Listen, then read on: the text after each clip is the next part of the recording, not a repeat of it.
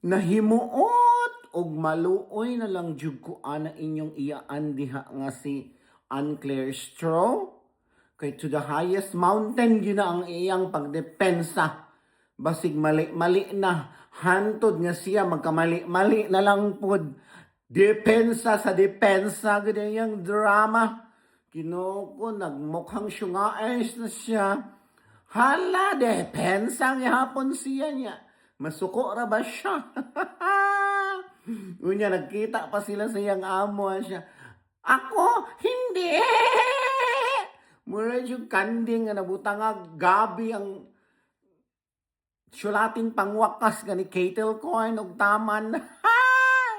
Tabang kaluya na inyong iyaan, oy. Tabangi po na ninyo nga mahigmata, oy, or ang sa bagay, wala gyud siya po'y sweldohar kung dili siya makadepensa, bahalag mura na siyang avatar. Hay!